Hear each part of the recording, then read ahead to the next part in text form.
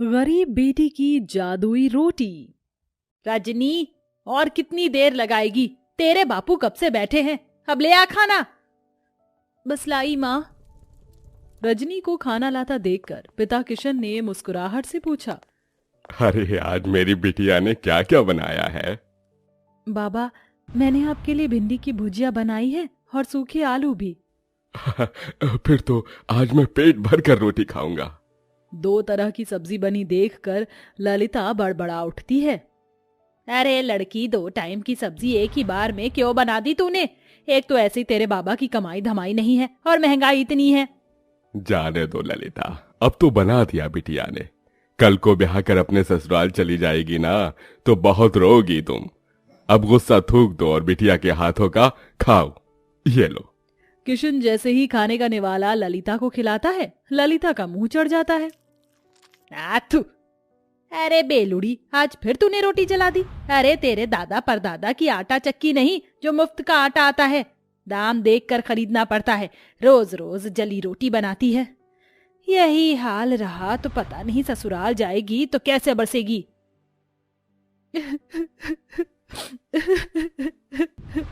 अरे बिटिया, तू रो क्यों रही है? तेरी माँ तेरे भले के लिए ही कह रही है ना। मैं क्या करूं बाबा, मैं इतनी कोशिश करती हूँ गोल रोटी बनाने की, मगर आड़ी टेढ़ी बन जाती है और जैसे जब तवे पर सेकती हूँ तो आँच से जल जाती है। देख रजनी, कल तुझे देखने लड़के वाले आ रहे हैं। अच्छा खासा घर द्वार है उनका। मैं नहीं चाहती कि ये रिश्ता हमारे हाथ से जाए, समझी? अगले दिन सरस्वती अपने परिवार के साथ रजनी को देखने आती है। रजनी नजरें झुकाए हाथों में चाय नाश्ता लिए आती है। जी नमस्ते, लीजिए। भाई वाह, ये समोसे और कचौरी तो बड़ी स्वाद भरी है। ललिता जी, किसने बनाया? जी ये समोसे कचौरी सब बिटिया ने बनाया है। अरे वाह, ये तो सोने पर सुहागा हो गया। रूप की धनी तो है ही, खाना बनाने में तो हलवाई जैसा हाथ पाया है। अब तो आप शहनाई बजाने में देर मत कीजिए। मुझे अपने शुभम के लिए आपकी रजनी पसंद है। लड़के वालों के जाते ही किशन ने कहा, क्या जरूरत थी भाग्यवान उनको झूठ बोलने की, और इससे तो एक रोटी तक नहीं बनती। अगर सच बोल देती ना तो वो लोग रिश्ता तोड़कर चले जाते, और इस तरह से इसका रिश्ता कहीं नहीं लगेगा। सारी जिंदगी कुंवारी बैठी रहेगी। अगर तुम्हारे पास लाखों का दहेज देने को हो तो ढूंढ लो नौकर चाकर वाला घर। अरे शादी के बाद ससुराल जाएगी तो धीरे धीरे सीख जाएगी। थोड़े दिन में रजनी ब्याह कर ससुराल आती है, जहाँ जेठानी चंद्रलेखा हुक्म चलाते हुए बोली, देवरानी जी, तुम पहली रसोई में मटर पनीर की सब्जी, छोले और मीठे में खीर बनाना, और पूरी की जगह पर रोटी बनाना। वो क्या है ना, हम सब रोटी खाने के शौकीन हैं। ये सुनकर गरीब रजनी दुविधा में आ जाती है और जैसे तैसे पहली रसोई की रीत निभाकर सबको परोसती है। रोटी का जला हाल देखकर सरस्वती ने कहा, रजनी बहू, ये कैसी जली पकी रोटी बनाई है? भट्टी में सेक कर लाई है क्या? वही तो माँ जी, ऐसी कोयले से काली रोटी तो कुत्ता भी ना खाए। अरे मैं तो गरीब घर की ये देख कर उठा लाई थी कि गरीब की बेटी को सुखी घर परिवार मिल जाएगा। जा चंद्रलेखा बहू, तू रोटी बना ला, क्योंकि इस गरीब की बेटी की तो बस की नहीं है एक रोटी भी बनाना। और तू मेरी गरीब बहू, जा जाकर इस रोटी को बाहर फेंक दे। सास से जली कटी सुनकर रजनी रोटी लेकर बाहर चली आई। मैं इस रोटी को फेंकूंगी नहीं, क्योंकि अन्न की बर्बादी होगी। किसी जरूरतमंद को दे देती हूँ। तभी एक उम्रदार बुढ़िया उसके पास चलकर आई। बेटी, रोटी खिला दो, बहुत भूखी हूँ। ये लो अम्मा, क्षमा करना, रोटी जरा जली हुई है और मेरे पास कोई सब्जी भी नहीं। मेरी पोटली में गुड़ है, उससे खा लूंगी। बुढ़िया हबड़ हबड़ कर रोटी खाने लगती है। तभी रजनी का परेशान चेहरा देखकर वो पूछती है, बेटिया तुम परेशान क्यों हो? अम्मा, मेरी लाख कोशिश करने के बाद भी मुझसे गोल और अच्छी रोटी नहीं बनती। मेरी जेठानी अच्छा खाना बनाती है, इसलिए रसोई पर एक अकेली उनका अधिकार जमा है। मेरी सास ने मुझे बहुत ताने दिए। तत्पश्चात बुढ़िया पोटली में से एक तवा उसे देकर बोली, ये लो बेटी, ये जादुई तवा है। इससे अब तुम्हारी सारी परेशानी टल जाएगी। इस तवे पर बनने वाली रोटी जादुई रोटी होगी। धन्यवाद अम्मा। रजनी बुढ़िया का दिया हुआ जादुई तवा घर लेकर आई और अपनी सास से निडर होकर कहा, माँ जी, रात की रसोई मैं पकाऊंगी। इस बार कोई भूल चूक नहीं होगी, वादा करती हूँ। लगता है सवेरे की बेइज्जती से मेरी गरीब देवरानी का मन नहीं भरा, जो फिर जली कच्ची रोटी बनाकर नाक कटवाना चाहती हैं। देवरानी जी को एक मौका दे दीजिए माँ जी। ठीक है, मगर इस बार की रोटी भी तूने जली बुरी बनाई तो मैं तुझे कतई माफ नहीं करूंगी, मेरी गरीब बहू। रजनी रसोई में लग जाती है। सब्जी तो बन गई, अब फटाफट से रोटी बनाती हूँ। रजनी जैसे ही चूल्हे पर तवा चढ़ाती, वह खरे सोने के समान चमचमाने लगता है। वह टेढ़ी मेढ़ी रोटी बेलकर तवे पर जैसे ही डालती है, रोटी जादू से एकदम गोल आकार की बन जाती है। अरे वाह, पहली बार मेरी रोटी एकदम गोल और प्यारी बनी है।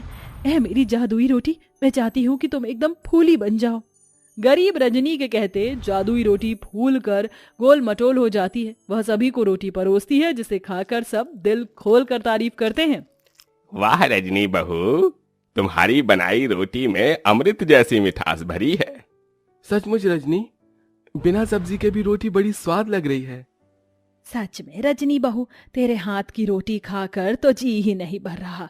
जाने क्या जादूगरी भरी है तेरी इस रोटी में। धन्यवाद माँ जी। रजनी की तरफदारी सुनकर चंद्रलेखा भीतर ही भीतर जल भूल रही थी। सवेरे तो एकदम गुड़गोबर खाना बनाया था इसने, एकदम से ऐसा क्या चमत्कार हो गया जो मेरी गरीब देवरानी इतनी गोल फूली रोटी बना लाई। यूं ही दिन गुजरने लगे। तवे के सहारे रजनी ससुराल वालों को जादुई रोटी बनाकर खिलाती। सभी उससे खुश रहने लगे। एक दिन उसके माता पिता उससे मिलने आए। जी नमस्ते। समधन जी, समधी जी, आप दोनों आइए ना। रजनी बहू, देख तो कौन आया है। अपने गरीब माता पिता को देखकर रजनी की आंखों में आंसू छलक आए। माँ, बाबा, कैसे हैं आप? हम ठीक है बिटिया, तुझसे मिलने का मन किया तो आ गए। तुझे सुखी देखकर अच्छा लगा, अब चलते हैं। अरे ऐसे कैसे आए हैं, तो अपनी बेटी के हाथों की रोटी खाकर जाइएगा। रजनी रसोई में आकर रोटी बनाने में लग जाती है। आज मौका अच्छा है, जाकर देखती हूँ ये माजरा क्या है। चंद्रलेखा बहू, कहाँ चल दी? जाकर हल्दीराम से मिठाई समोसे ले आओ। जी माँ जी।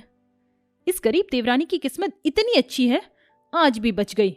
रजनी फट से अम्मा का दिया हुआ जादुई तवा चढ़ाती है। वह चमचमा उठता है।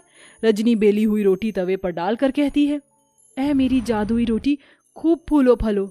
ये कहते ही चमत्कार से जादुई रोटी तवे पर फुदक फुदक कर फूल जाती है। तभी माँ ललिता रसोई में आ जाती है। माँ, तुमने मेरी जान निकाल दी। अरे वाह रजनी, तू तो बड़ी अच्छी रोटी बनाने लगी। तभी जादुई रोटी खुद पर इतराई और कहा, वो तो बनी ही थी, हम जादुई रोटी जो है। ये रोटी बोल रही है? हाँ माँ, क्योंकि ये सब जादुई अनोखी रोटी है। रजनी अपनी माँ को बूढ़ी अम्मा के बारे में सब बताती है, जिसे रसोई के बाहर कान लगाए खड़ी उसकी जेठानी चंद्रलेखा सुन लेती है। अच्छा जी, मेरी गरीब देवरानी की बनाई रोटी जादुई है, अब तो इसका पर्दाफाश मैं करूंगी। हाँ। चंद्रलेखा एक आदमी को पैसे देती, जो भिखारी का भेष धरे उसके दरवाजे पर आता है। बहन, 2 रोटी खिला दो, भूख लगी है, दया करो। रजनी को उस पर दया आ जाती है। ठीक है भैया, जरा देर ठहरो, मैं रोटी लाती हूँ। रजनी रसोई में आकर रोटी बनाती है। जल्दी जल्दी से रोटी बेलकर तवे पर डालती हूँ। वो बेचारा भिखारी कितना भूखा था। चलो मेरे प्यारे तवे, जल्दी से मुझे जादुई रोटी बनाकर दे दो। इतने में चंद्रलेखा सरस्वती को लेकर रसोई में आ जाती है, जहाँ बेलन खुद ही चल रहा था और जादुई रोटी अपने आप ही बन रही थी। देखा सासू माँ, मेरी ये गरीब देवरानी जादूगरी जानती है। पता नहीं क्या टोना टोटका कर रही है, जो रोटी खुद ही बन रही है। नहीं नहीं माँ जी, जेठानी जी मुझ पर झूठा दोष लगा रही हैं, ये सच नहीं है। अरे मैं जो आंखों देखी देखूंगी उसे ही तो सच मानूंगी ना। रजनी बहू, तू डायन तो नहीं? नहीं माँ जी, अपनी सच्चाई का सबूत देते हुए रजनी जादुई रोटी और तवे के बारे में सब बता देती है, जिससे दूध का दूध पानी का पानी हो जाता है। इसके साथ तवे का जादू भी चला जाता है। चंद्रलेखा बहू, तुमने जलन और बैर में रजनी बहू को गलत दिखाया, और रजनी बहू तो क्या हुआ जो इस तवे का जादू चला गया। अब तुम्हें रोटी बनाना तुम्हारी सास सिखाएगी।